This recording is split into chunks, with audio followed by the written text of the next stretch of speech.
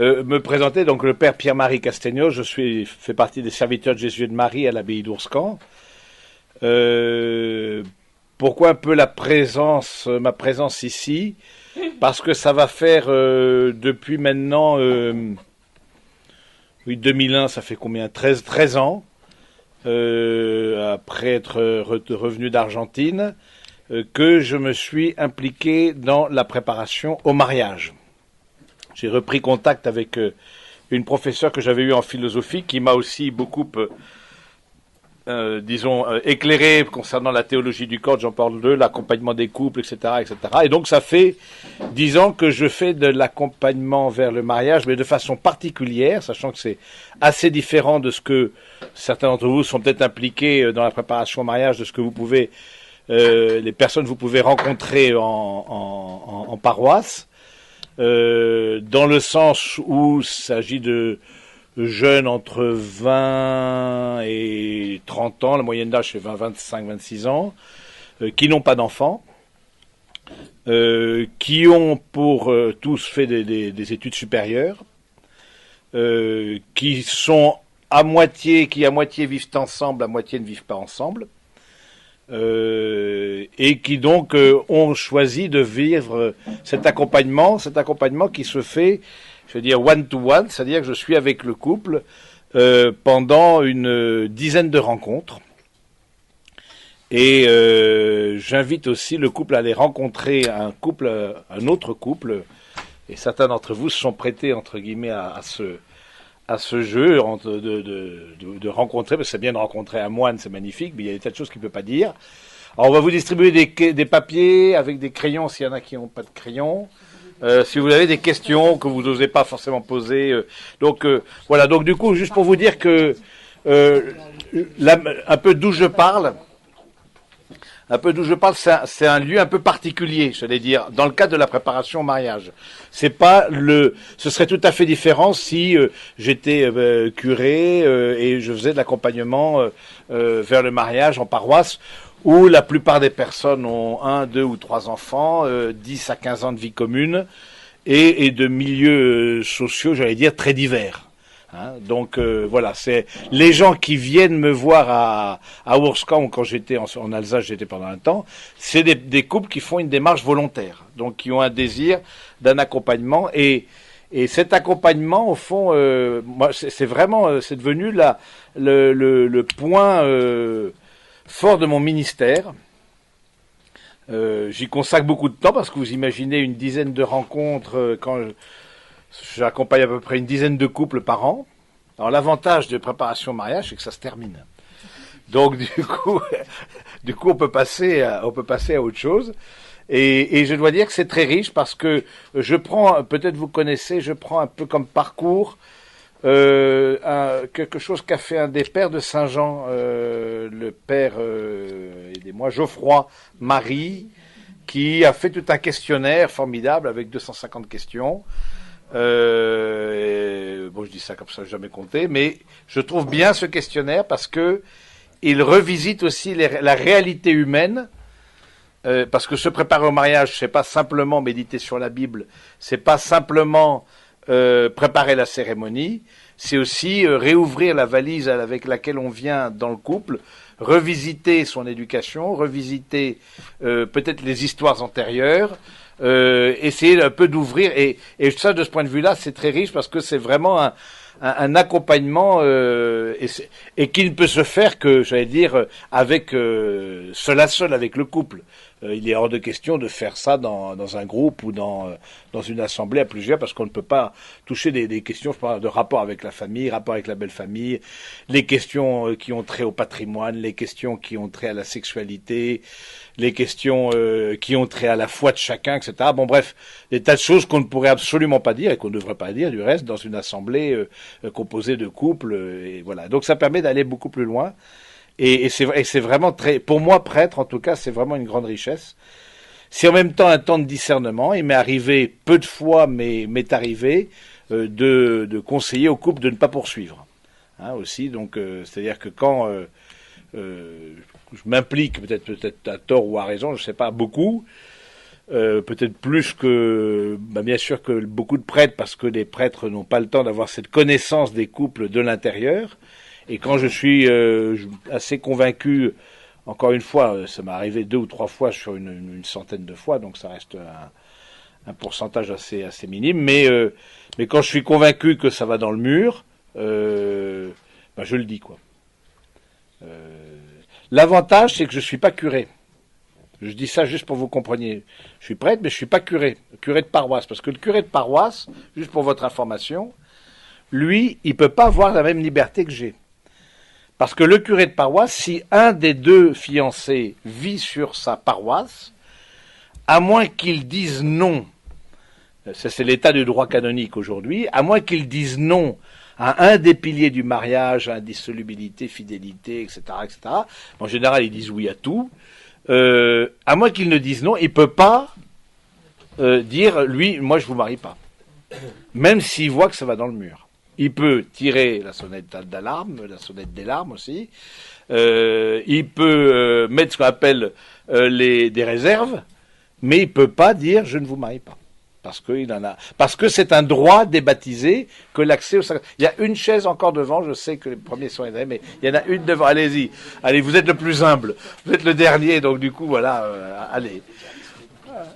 Et donc du coup, voilà, on applique Voilà, donc juste pour vous dire un peu la difficulté parfois que ça représente pour des prêtres, des confrères qui sont à paroisse, avec lesquels j'ai pas mal discuté, et dans des situations très difficiles, parfois, ou et très différentes aussi, 2 couples qui viennent, pour le coup, la paroisse, c'est le service public de la religion, c'est-à-dire que ça s'ouvre par définition à tout le monde. Hein, c'est très bien comme ça. Mais eux-mêmes parfois sont un peu crucifiés de devoir accompagner des couples, alors que c'est ça, on se marie pour que ça tienne. Ça fait 7-8 ans qu'on est ensemble, on a 1 ou 2 enfants, ça bat de l'aile, du coup on va se marier, ça va tenir. Non, c'est pas comme ça que ça fonctionne.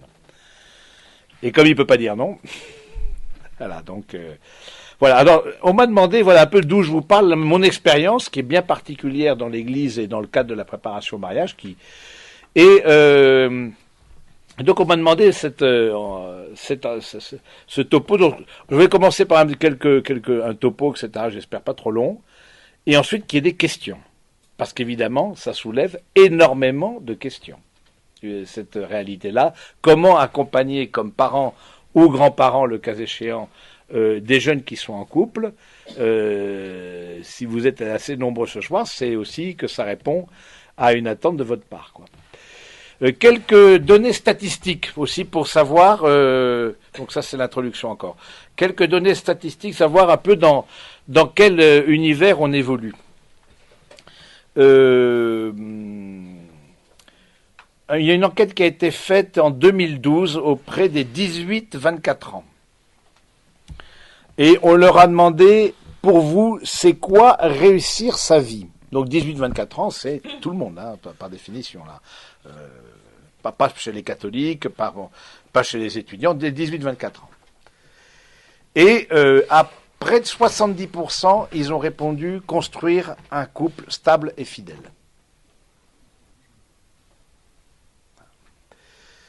Pour vous, ensuite on leur a posé une question, pour vous, qu'est-ce qui compte le plus? 70-80%, la famille.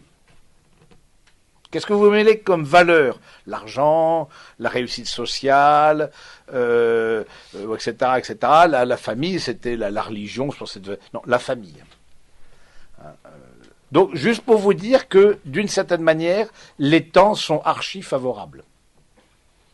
Parce que précisément, il y a une demande de la part des jeunes adultes. Hein, je parle de jeunes adultes. Jeunes adultes, il faut peut-être modérer. Quand on dit jeunes adultes, pour moi, c'est 18-35 ans. Sachant que la moyenne d'âge du mariage civil, c'est aux alentours de 30 ans, et à peu près c'est la même moyenne d'âge pour le premier enfant. Hein, les femmes donc ont leur premier enfant en moyenne aux alentours de 30 ans. Mais aussi c'est assez intéressant de voir qu'en France, et c'est un cas particulier de la France parmi les autres pays développés, plus de 56% des enfants naissent hors mariage civil, 100 ans.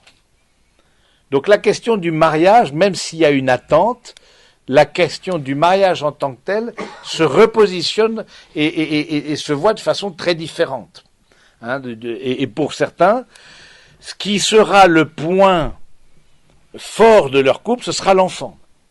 Et moi j'étais donc aussi, je vous l'ai pas dit, mais aumônier d'étudiants, j'accompagne des jeunes professionnels. Donc cette tranche d'âge-là, 18-35 ans, c'est une tranche que je fréquente quotidiennement, hein, très régulièrement et depuis plusieurs années. Hein, et donc du coup, que ce soit dans les préparations au mariage, l'accompagnement des aumôneries ou des groupes de jeunes professionnels ou de MCC ou de jeunes, etc., dans les différentes accompagnements personnels. Donc, il faut voir que, c'est assez intéressant de voir que pour beaucoup de couples, ce qui fait l'avant et l'après, c'est peut-être pas tant comme pour vous le mariage qui fait l'avant et l'après, mais c'est l'avenue de l'enfant qui fait l'avant et l'après. Ce qui pose aussi des questions. Hein, de façon générale, je ne parle pas chez les catholiques, hein, de façon générale. Juste un peu pour vous donner un peu le panorama du paysage des jeunes en cette matière, et puis vous dire, et ça c'est aussi quelque chose qui est absolument général pour le coup, l'importance que les jeunes accordent à la relation amoureuse. Pour eux, c'est hyper important. C'est parmi, encore une fois, les priorités. Je vous ai donné des statistiques, mais priorités sur des priorités. C'est vraiment... et en même temps aussi, puisque j'accompagne un groupe de jeunes professionnels là, qui a démarré à Compiègne début en septembre, composé essentiellement, même, et composé exclusivement de célibataires, qui ont autour de 28-29 ans. Et bien aussi, par ailleurs, la question du célibat non choisi, hein, qui est encore un autre débat qu'on ne va pas traiter ce soir, est une vraie question pour un certain nombre de jeunes que vous pouvez aussi connaître dans votre entourage, ou peut-être parmi vos enfants. Donc voilà, juste pour vous resituer un peu le cadre général. Le cadre général au niveau ecclésial aussi, c'est quand même un grand effort qui a été fait depuis 10-15 ans par les diocèses, par l'Église de France, concernant la préparation au mariage. Il y a un document, il y a un travail qui a été fait de mémoire il y a eu plusieurs choses, mais il y a un document qui est sorti il me semble c'est en 2002, de la part des évêques de France, justement, sur cette question de la préparation au mariage. Parce qu'évidemment, avec le taux de séparation, et puis ce qui vient après, les questions de personnes qui ensuite refont leur vie, ont parfois aussi un vrai chemin spirituel et puis se retrouvent avec un sacrement entre guillemets sur le dos. Donc forcément ça préoccupe nos évêques amplement, et on voit que en tout cas en France il y a un vrai effort de fait de façon générale avec nos petits moyens, hein, mais il y a quand même un vrai effort de fait pour pouvoir accompagner les jeunes et les moins jeunes vers le mariage à l'église. Sachant que le mariage à l'église, quand même, reste et à la fois dans l'imaginaire des jeunes et à la fois dans l'imaginaire collectif, le vrai mariage. Pour beaucoup de jeunes, le mariage à la mairie, bon voilà, autant se paxer. C'est pour ça que vous savez qu'il y a statistiquement presque autant de pax que de mariages civils. Parce que pour eux, mariage civil, voilà, c'est pas...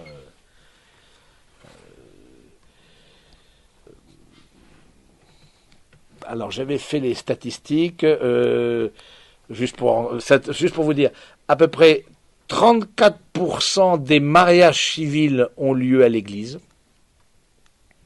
sachant que dans la tranche d'âge considérée, le taux de pratique est de 2 ou 3%. Quand on dit taux de pratique, c'est une fois par mois.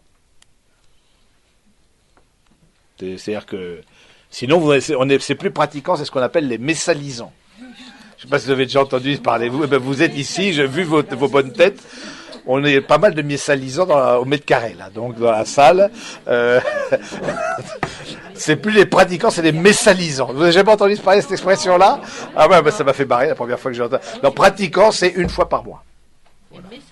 Messalisants, qui vont à la messe tous les dimanches. Messalisants, les messalisants, voilà. Ceux qui sont à fond dans le truc, quoi, au taquet.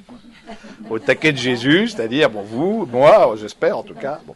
Ceux qui vont à la messe tous les jours. Alors, là, il n'y a plus de statistiques, là, ceux tous les jours, là, ça rentre plus, là, c'est hors contrat.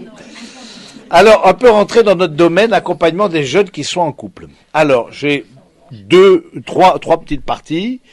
Premièrement, en amont. Deuxièmement, dans la relation amoureuse. Troisièmement, après le mariage. En amont, parce qu'on n'y pense pas, mais c'est toute l'éducation qui prépare, au fond, à cet engagement amoureux, que ce soit dans la vie matrimoniale ou que ce soit dans la vie consacrée, ou sacerdotale. C'est tout. Et donc, je veux dire, posez-vous la question, où est-ce que, et je regrette qu'il n'y ait pas de jeunes parents, non plus, non pas que vous soyez, oh là, là, c'est la gaffe, là, c'est la gaffe. Non, je vais effacer ça. Non, parce qu'on se dit, ben non, on vient parce qu'on est concerné. Mais en fait, sont concernés, vous êtes concernés dès que vous êtes parents. Même si à 2-3 ans, la question se pose pas de façon prégnante, mais vous êtes concerné dès que vous êtes parents. Quelque part, la préparation déjà remonte c'est en amont.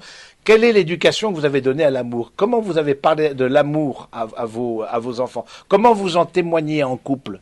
Comment est-ce que vous avez posé la question aussi, et quel relais vous avez pris pour aussi vous aider? Parents, vous n'êtes pas seuls. Il y a l'école, il y a je pense aussi au scoutisme, je pense aussi, il y a une place toujours devant, mais bon, donc du coup, voilà. Donc du coup, c'est quel relais vous avez pris, quelles opportunités vous avez déjà données à vos enfants pour qu'ils puissent se former et à l'amour et à la sexualité. Sachant que là aussi, il y a pas mal de choses qui sont faites, je trouve ça. Je pense à plusieurs. Là, aidez-moi là. Il y a Leclerc qui organise des choses. Ensuite, il y a Vivre Aimé, Teen Star. Je pense à Teen Star. Etc., etc. Donc il y a plusieurs. Donc aussi penser qu'est-ce que vous avez donné à vos enfants comme possibilité de se former, sachant que comme parents, on est peut-être un peu un peu engoncé, on ne sait pas trop comment dire les choses. Il y a des relais et ça, je crois que c'est important. Donc en amont, au fond, la relation amoureuse se prépare. Déjà dans l'enfance, mais surtout évidemment dans l'adolescence où les jeunes, encore une fois, sont très intéressés par ça. Et ce que je vois aussi, c'est que bon nombre de parents n'ont pas forcément les mots. De dire aimer, c'est quoi? Je veux dire, ça veut dire quoi aimer l'autre? Et toi, quels sont tes mots, etc., etc. Idem pour la sexualité. Il n'y a pas assez de mots pour dire quel est l'engagement du corps, en quoi le corps représente toute la personne. Mais ça, c'est la richesse de la théologie du corps de Jean-Paul II, etc. Bon voilà. Aujourd'hui, l'Église a des mots qu'elle n'avait pas avant Jean-Paul II pour parler et de l'amour et de la sexualité. Grosso modo, auparavant.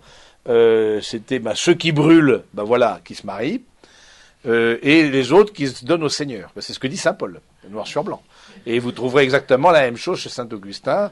Voilà, si vous vous retenez pas, allez-y, mes pauvres, vraiment. Ensuite, le Concile a quand même redoré le blason du mariage. Et puis ensuite, et puis Jean-Paul II a vraiment donné un enseignement magistériel, là pour le coup, qui fait autorité dans l'Église et qui est que trop peu connu. Mais donc c'est intéressant de se dire ça. Ensuite, l'éducation à l'engagement. L'éducation, c'est-à-dire à l'exercice de la liberté. Et avec cette éducation à l'engagement, c'est aussi l'éducation au discernement. Et parce que quand il s'agit de fonder un couple, il s'agit de discerner. Et ça, je pense que c'est assez tôt qu'on peut encourager les enfants, leur donner, voir avec eux, discerner, éduquer, c'est s'adresser à l'intelligence de l'enfant. Éduquer, c'est pas dresser.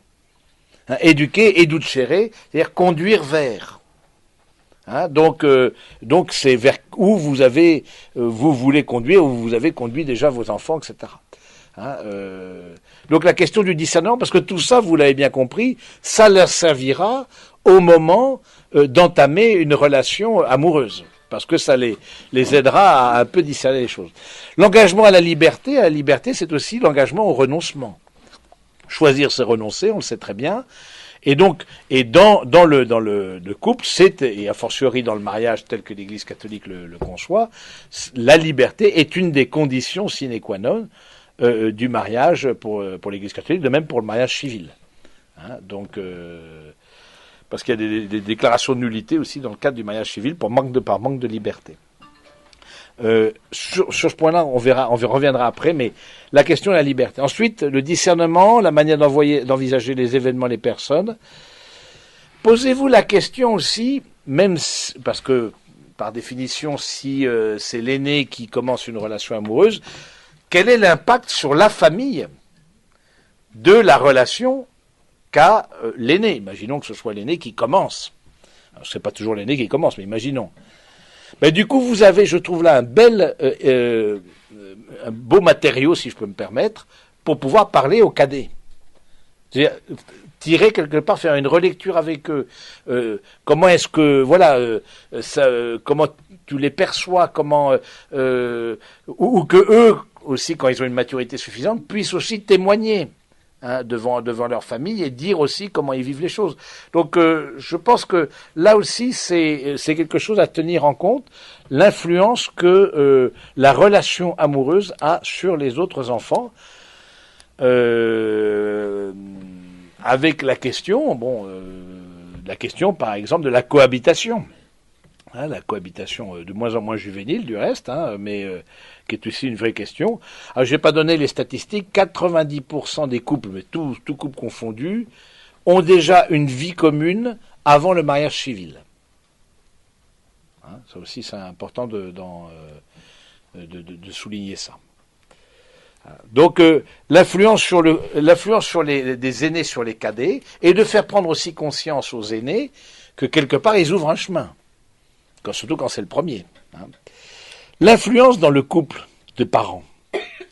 Ça aussi, on n'y pense pas vraiment. Parce que, bon, quand on est d'accord, grosso modo, on va voir ensuite quand commence la relation amoureuse, mais quand on est, ça c'est tout ça en amont, mais quand on est d'accord avec le choix, etc., mais quand on n'est pas d'accord avec le choix de l'enfant concernant son futur conjoint.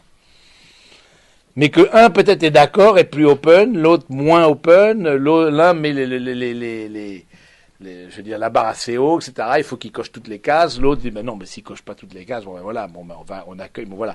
Mais évidemment, c'est pas sans influence sur le couple des parents. Hein, et ça, je crois que soyez aussi vous-même assez avisé et assez expérimenté pour prendre la mesure de ça, que un jeune qui est en couple, forcément, c'est un corps, une famille, c'est un corps, donc forcément, ça rejaillit dans les membres de la famille, que ce soit les enfants, que ce soit les parents. Donc ça, c'est en amont. Ensuite, deuxième partie, dans la relation amoureuse. En général, vous n'êtes pas au courant. Bon, ça. Donc, en général, vous n'êtes pas au courant, et quelque part, ça vaut mieux. Quelque part, ça vaut mieux, oui. D'une certaine manière. Pourquoi ? Parce que ça laisse le couple plus libre. Et je me permets d'insister dans l'accompagnement de la relation amoureuse, sur cette question de la liberté.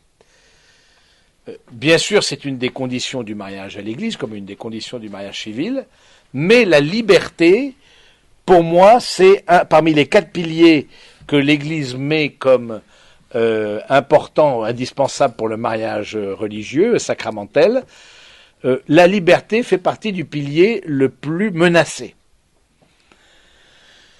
Dans quel sens ? Parfois même menacé, j'allais dire, de façon très gentille, très sympathique, etc., par les parents eux-mêmes. Parce qu'il y a une pression, dès que le couple s'affiche et amène le ou la future fiancée à la maison et j'imagine que chez vous, c'est aussi, ça a été que pareil chez moi dans ma maison, c'est pas tous les 4 matins qu'on amène un garçon ou une fille à présenter, parce qu'on va dire, non là, ça va pas être possible, ça. Donc quand on présente un peu quelqu'un, voilà, bon, déjà vous tombez des nues ou pas, ça dépend, il y en a qui sont plus observateurs, mais forcément, ça met une pression. Moi, quand j'accompagne les couples, je dis, chaque pas, il y a déjà une partie du consentement. Dans chaque pas que vous faites, il y a un consentement, une partie qui est là. En même temps, c'est bien de faire des pas. Mais en même temps, soyez attentifs que participer, je sais pas quoi, être avec des amis au milieu d'amis, un vendredi soir avant de partir en soirée, prendre, je sais pas quoi, un sandwich dans la cuisine, c'est tout à fait différent que d'être invité au repas dominical, où tout le monde a sorti son scanner, n'est-ce pas? Et de façon de se tenir à table, machin, regarde, le langage, ça. Non mais, on va en parler de ça. Il y en a qui carrément se sentent scannés. Vous me direz, ça fait faire des économies à la sécurité sociale, mais du coup, il y en a. Bon, voilà. Donc, moi je dis au couple, faites attention parce que dès que vous présentez quelqu'un, et vous comme parent, je vous dis, faites attention de ne pas mettre la pression. Surtout si vous tombez sur le gendre idéal. Non mais c'est vrai parce que celui qui coche toutes les cases que vous pensez, etc., et qui... Ben voilà, on est impatient. On va prendre un exemple en vie religieuse. C'est pareil. Les vocations sont plutôt rares, c'est dans les temps, dans la vie religieuse, en tout cas chez nous. Arrive un type bien construit, famille solide, bon niveau intellectuel, bonne vie chrétienne. Non mais ça peut aussi parasiter le discernement, parce qu'on peut très bien pas voir des choses. Donc c'est pour la sagesse de l'Église, des grandes étapes, qui j'en parlerai après, de postulats, de noviciat, etc., pour arriver ensuite à la vie, au premier vœu et aux engagements définitifs. Mais je dis ça parce que c'est important d'être attentif à ça. Pour bien faire, parce qu'on veut bien faire, eh bien, on a parfois l'intention de presser. Alors, c'est pour quand? Quand est-ce que tu vas nous l'annoncer? Vous voyez ce que je veux dire? Ou les frères et sœurs, ou les amis, bon, faites attention à ça. Retenez-vous. Retenez-vous parce que ça, mine de rien, ça, je trouve, ça entrave la liberté. Et au contraire, et là où j'insiste beaucoup avec les fiancés, je leur dis, vous êtes dans une étape de discernement. Vous avez à exercer votre discernement. Donc par rapport à nous, sentez-vous très libre. À nous comme parents, sentez-vous aussi très libre. Je dis aussi qu'il y a une difficulté par rapport à la liberté, ou quand ensuite ça avance, etc. Ensuite, moi je conseille, en tout cas, je suis un très fan des fiançailles, parce qu'autant il y a beaucoup d'étapes dans la vie religieuse, autant il y a très peu d'étapes dans la vie matrimoniale. Il n'y a que les fiançailles qui existent, alors que c'est un sacrement, alors que la vie religieuse, les vœux de pauvreté, chasteté et obéissance ne sont pas des sacrements, par exemple. Hein, c'est un style de vie, c'est pas des sacrements. Donc du coup, je trouve qu'il y a trop peu d'étapes dans la vie matrimoniale. Alors, vous me direz, la nature pousse plus à la vie matrimoniale que à la vie religieuse. Mais bon, mais ça on peut le regretter, mais c'est comme ça. Mais toujours est-il que c'est intéressant d'être attentif aux étapes du couple et aux questions matérielles. Parce que les questions matérielles engagent. Là aussi, moi je vois qu'il y a un rouleau compresseur qui s'abat sur les fiancés dès qu'ils annoncent. Tout de suite, là les parents, les mères se connectent, etc. On cherche le lieu, le machin, le traiteur, le truc, etc. Toute une logistique qui se met en route formidable. Et moi je me dis, si à un moment donné, un des deux voit que c'est pas ça, il lui faut une force de caractère pour revenir en arrière qui est quand même pas commune. Surtout, j'allais dire, dans vos familles, etc., dans nos familles où il y a quand même une grande... Voilà, les fiançailles, rompre ses fiançailles, c'est pas anodin. C'est un traumatisme. Hein, Et donc du coup, là aussi, je crois que bien sûr qu'il faut avancer, bien sûr qu'il faut pas à pas aider le couple à cheminer, etc., etc. Mais leur dire votre rythme sera notre rythme. Je me souviens comme ça d'un couple. Les mères avaient déjà fixé les fiançailles sans en parler aux fiancés. Ah bah écoute, en fait c'est tel jour qui nous conviendrait bien, on a vu ça entre nous, on s'est mis d'accord, etc. Tu dis on est où là? On est où? On joue pas à la dinette là, on n'est pas là pour faire des mondanités, on n'est pas là, non, on fait quoi? Alors du coup, je crois que je me suis pas fait des amis, et puis parce que j'ai dit non, parce que c'est trop tôt, parce qu'il me semble que voilà, et puis voilà, et c'est tout. Mais tout ça avec des bonnes intentions, tout ça avec beaucoup d'amour maternel, débordant, soutenant le couple. Mais bon, voilà. Donc juste pour être attentif, ces questions de, il y a comme un bulldozer comme ça qui s'abat sur les fiancés, qui dès qu'ils mettent la main dedans, pouf, on sent que, sauf s'ils ont une force de caractère telle qu'ils reviennent en arrière. Hein, donc voilà, surtout quand leur faire-part est envoyé, alors là, du coup, c'est encore plus engageant. Donc,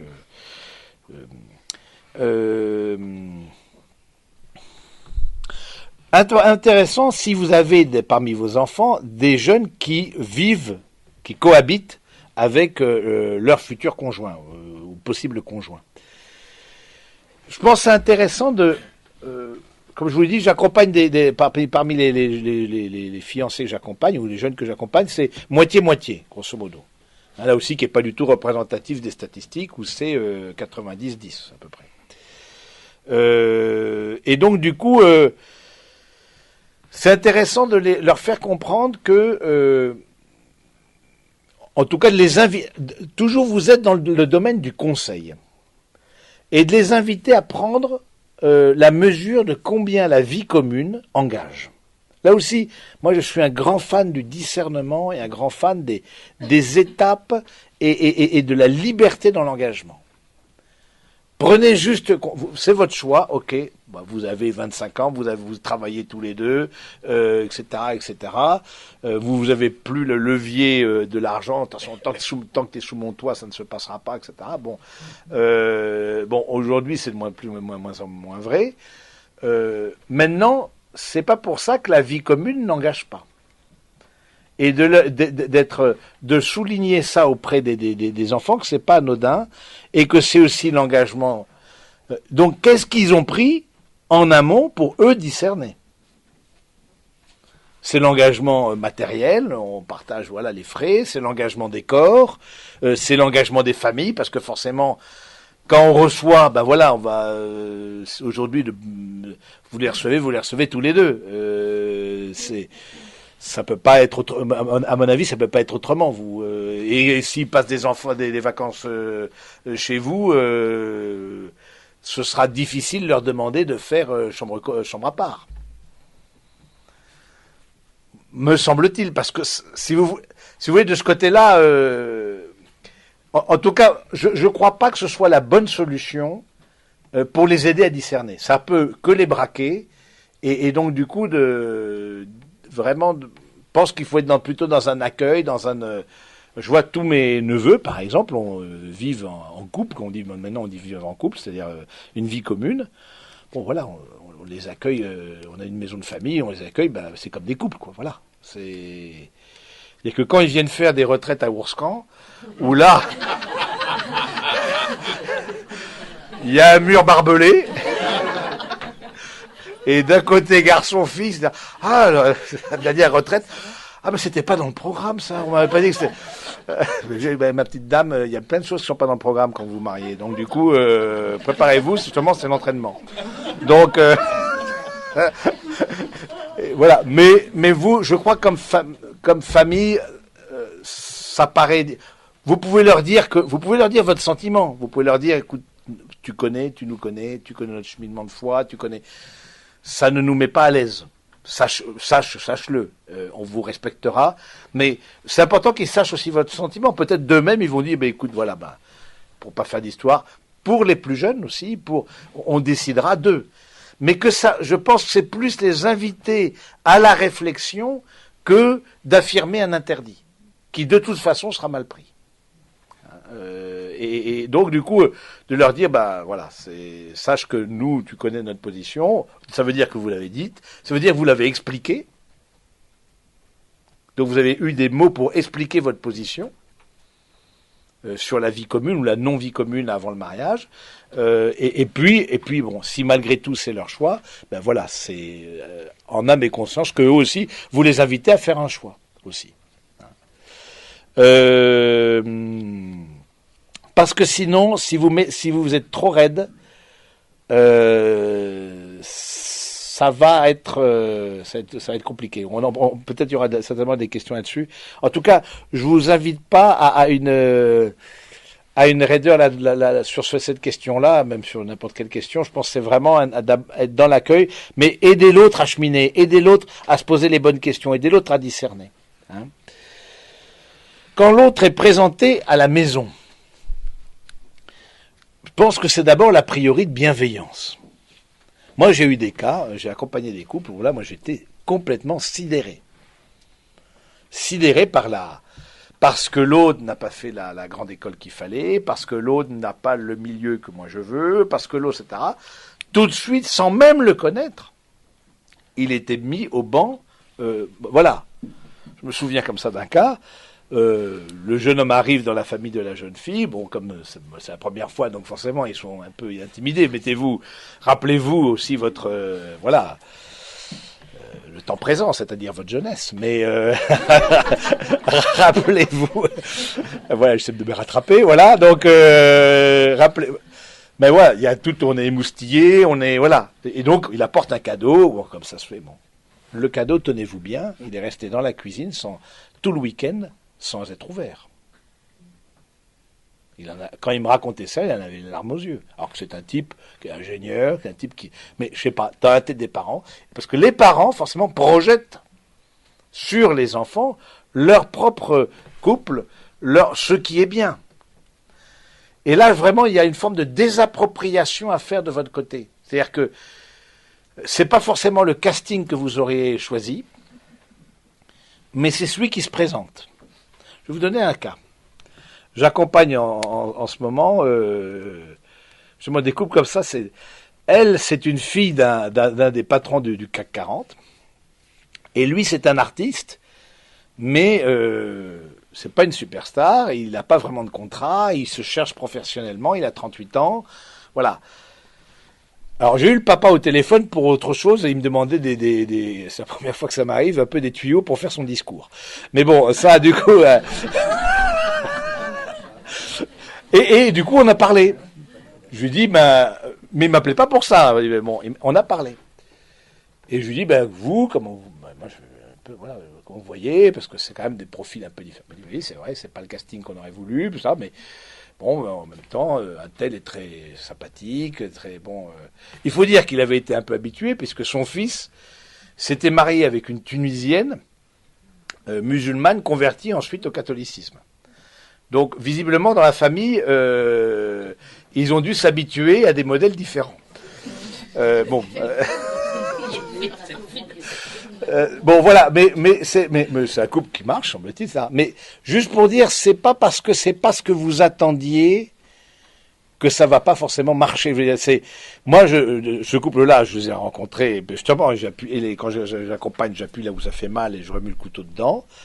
Et puis, voilà, et on s'est dit, surtout 38 ans, voilà, c'est un homme maintenant, et elle a 32.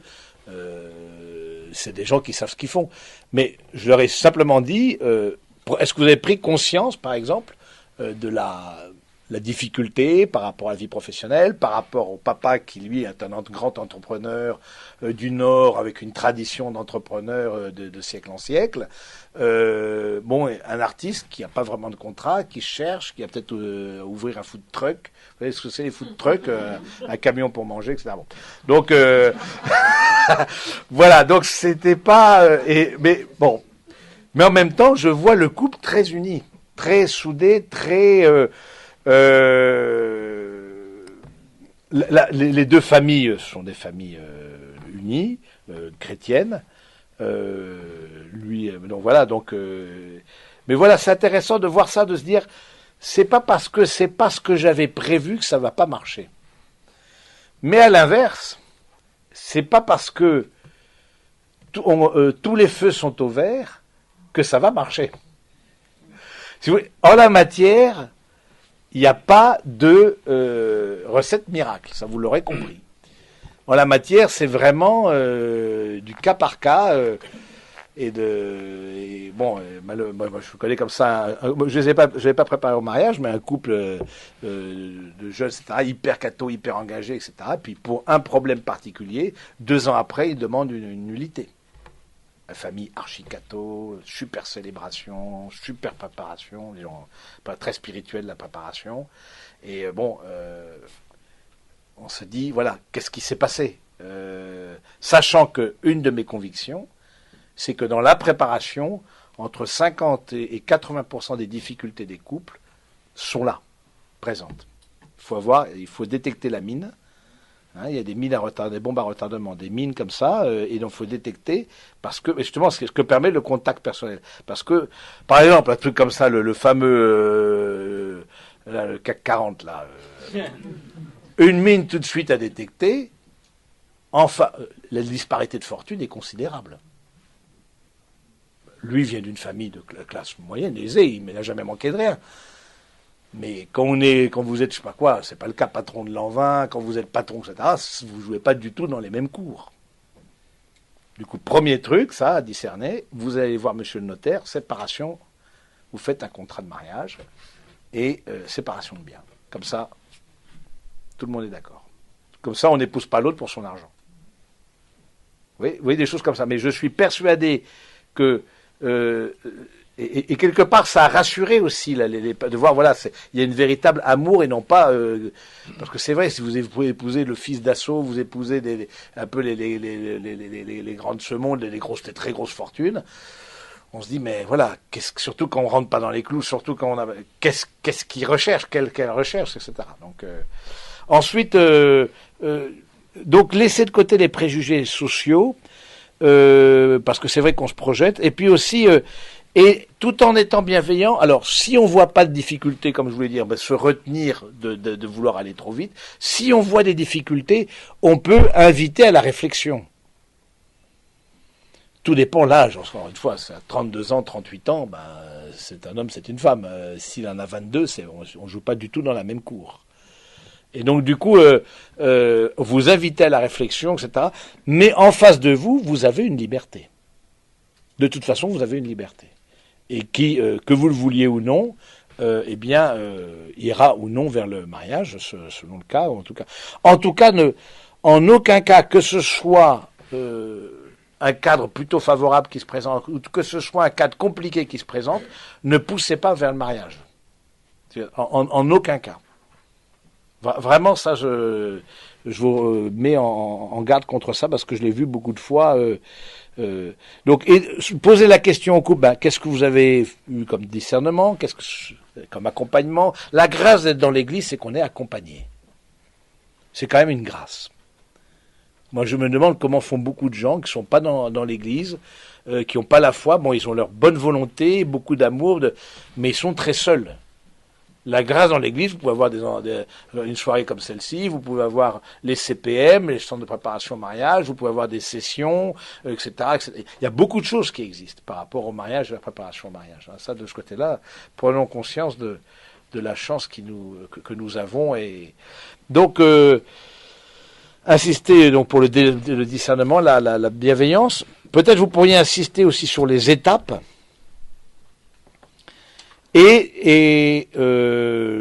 Parce que je crois aussi, moi je suis très, comme je vous l'ai dit, l'étape des fiançailles, je crois que c'est très important parce que c'est justement la seule étape avant le mariage.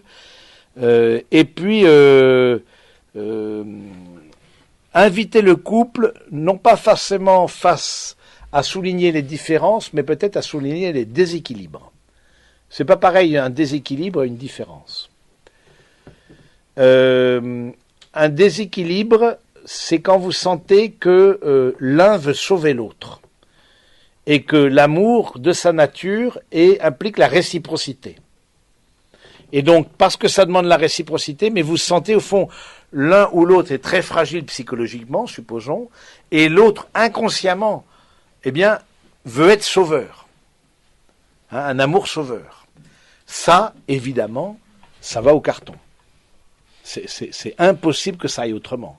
Parce qu'à un moment donné, ou le sauveur aura ras-le-bol d'être sauvé, ou le ou la sauvée aura ras-le-bol d'être sauvé ou de sauver. Voilà, à un moment donné, c'est parce que pour qu'il y ait amour, il faut une certaine égalité une égalité entre les personnes et une réciprocité. Il faut pas que ce soit l'un qui donne plus à l'autre et l'autre qui reçoive parce qu'il est dans une situation de fragilité. Vous voyez, parce que donc c'est en tout cas vous pouvez attirer l'attention quand vous percevez une fragilité chez l'un ou l'autre qui est assez. Là aussi, faites-vous aider ou essayez c'est pas facile quand on est parent parce qu'on est hyper impliqué forcément par rapport à ses enfants et d'avoir le recul nécessaire. Mais parfois aussi, comme me disait une maman, elle me disait bon voilà, elle voit son fils qui commence à former un couple, etc. Ben pas possible. Il a de la boue dans les yeux. Elle a pas dit boue, mais elle a dit autre chose. Mais du coup, voilà, c'est évident que ça va au casse-pipe. C'est évident. Ou quand on sent, même au plan social, où une personne, je vois comme ça, la fille encore d'un grand patron du Nord, qui va se mettre avec une personne semi-marginale, etc. Et la maman, ils sont pas mariés à l'église, mais la maman lui dit, mais tu vas où là? Tu vas dans la souffrance. Bah, ça n'a pas loupé, il y a un gamin, ils sont séparés. C'était quoi? C'était pour prouver que tu rejetais ton milieu, pour prouver que voilà tout le milieu de ta famille, tout ce qu'on t'a transmis, t'en voulais pas, alors tu as pris un semi-marginal. Vous êtes face à des libertés. Et donc elle a dit très bien, la maman, elle a accueilli l'autre, etc. Très bien, mais c'était l'évidence même que ça n'allait pas coller. En termes de formation, etc. Il y avait pas photo. Il y a une petite fille qui est très mignonne par ailleurs, mais qui est là en jeu et qui est née, et qu'il faut accompagner. Donc ça a accompagné ensuite une chose sur laquelle j'insiste beaucoup, c'est la communion des intelligences. La communion des intelligences, c'est-à-dire que qu'est-ce qui nourrit le couple? Bien sûr, c'est l'affection, la tendresse, etc., etc. Mais c'est de pouvoir partager ensemble, de pouvoir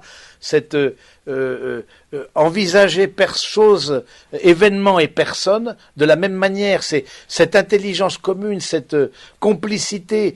C'est vrai que s'il faut à chaque fois, si on fait une blague et qu'il faut l'expliquer à l'autre, c'est vrai, c'est beaucoup plus lourd, quoi. Donc c'est d'accord, ok. 3 heures après, t'as réagi, ok. Mais non, mais au début, mais à la fin, on fait plus de blagues, quoi. Parce qu'on se dit, voilà, c'est ça. L'humour, par exemple, c'est signe l'humour, c'est justement, c'est l'intelligence qui perçoit comme un hiatus quelque part qui est drôle de situation, comique de situation, etc., etc. Mais si l'autre avec son intelligence ne perçoit pas, ça veut dire qu'à un moment donné, ce sera un peu compliqué. Bon. Donc, et aussi, au niveau communion des intelligences, aussi la curiosité intellectuelle, le fait, quand il y a trop de disparités entre les deux, quand une famille, par exemple, on a beaucoup insisté sur les études, une famille où on a beaucoup parlé à table, une famille où on a abordé beaucoup de sujets divers, etc., etc., et vous avez en face une famille aussi très, très, très bien par ailleurs, mais on ne parlait pas à table. On n'évoquait pas, non pas parce qu'on ne voulait pas, mais c'était pas la tradition familiale. On n'évoquait pas les sujets, on parlait de sujets très matériels, mais il n'y avait pas d'élévation de l'enfant qui était sollicité par les sujets d'actualité, politique, religieux, parce que voilà, la parole était très libre à table à partir d'un certain âge. Justement, on voit justement. Ben vous voyez, une question comme ça en tant que telle, c'est pas forcément un problème, mais c'est important de faire sentir. Est-ce que tu as bien vu que chez ton fiancé, quand il est chez nous, il a pas de conversation, par exemple. Alors comment est-ce que toi tu as une conversation d'abord avec lui, c'est ce qui est plutôt souhaitable. Mais comment est-ce que tu envisages la chose? Ça ne veut pas dire que c'est une mauvaise personne. Ça ne veut pas dire que c'est quelqu'un. Est-ce que tu as vu simplement le problème? Ça veut pas dire qu'il faut pas se marier. Ça veut juste dire, est-ce que tu as envisagé, comment tu penses y remédier? Comment, est-ce que tu le vois? Est-ce que, projette-toi dans 10 ans, est-ce que ça va pas avoir une forme d'usure? Est-ce qu'il va pas y avoir, à la longue? D'être la seule à solliciter aussi les enfants intellectuellement, à les emmener, bon voilà, etc., etc. Donc la question de la communion des intelligences, moi, on y pense très peu. On pense beaucoup aux questions de milieux sociaux, mais je crois que la communion des intelligences est bien plus parce que quelqu'un même qui n'a pas vient d'un milieu social très différent, mais qui au plan intellectuel comprend les codes de l'autre et de la famille de l'autre, aura beaucoup plus de facilité à s'intégrer. Et du coup, on verra une personne intelligente. Ah, voilà. On verra que c'est ça qui séduit dans une personne, c'est l'intelligence. Et donc du coup, ça, je pense que c'est quelque chose auquel il faut accorder pas mal d'importance. Voilà. Quand il y a des difficultés, et qu'on voit que l'union va mener à l'échec, donc c'est important de dire au couple aussi, ou pas au couple, mais peut-être à la ou la personne. Moi, je demande à des jeunes, je dis, mais écoutez, moi je vois tel problème, parlez-en avec vos parents. Bon, c'est des jeunes, hein, quand on a 38 ans, on va pas parler avec son parent, mais quand ils ont 22, 23 ans, du coup, voilà, parlez-en avec vos parents. Ça demande aussi du courage. Et parfois, je trouve qu'en la matière, il y a un manque de courage. Prenons le cas, moi j'ai eu le cas, mais un couple que je n'accompagne pas, mais bon. En confession, un garçon me dit, pendant la préparation au mariage, avoir trompé sa fiancée. Bon, imaginez que vous, comme parent, vous êtes témoin de ça. Ça, c'est factuel. Et donc, ça, c'est un des piliers du mariage. Il faut en parler au garçon, ou à la fille, à votre fille, ou à, bon, etc. Décrochez le téléphone et appelez le prêtre. Ça, un truc comme ça, pour moi, c'est clair. Bon, l'adultère, c'est jamais bien, mais bon, c'est dans la préparation au mariage, ça veut dire qu'il y a un vrai désordre intérieur. Ce garçon-là, ou cette fille-là, c'est juste pas possible. On met les warnings, on tire le frein à main, et puis on arrête tout, quoi. Même si on est à 15 jours du mariage. Combien ont le courage de faire ça? Mais il faut que ce soit factuel. C'est des trucs, bon. Mais là, ça m'est arrivé il n'y a pas très longtemps. Bon, je n'accompagne pas, puis en plus, il y a un sacrement de confession là-dessus, etc. Bon, je peux rien dire. Mais évidemment, je peux dire qu'encourager la personne concernée à aller voir le prêtre et à lui soumettre. Ça, je pense que c'est des choses comme ça. Bon, ou quand vous sentez qu'il y a une pression tellement forte avec des mots, etc., de la part de l'un ou de l'autre famille, là aussi, vous pouvez alerter. À la fois vos enfants, à votre enfant, mais alerter peut-être. Bon. Mais je trouve que de façon générale, il y a un manque de courage en la matière, et quand parfois il y a des séparations, tout le monde dit « Ah ben je l'avais bien dit ». Ah mais pourquoi tu l'as pas dit? Ah je le savais bien. Mais tu l'as dit qui? À ta coiffeuse? Ou aux personnes concernées?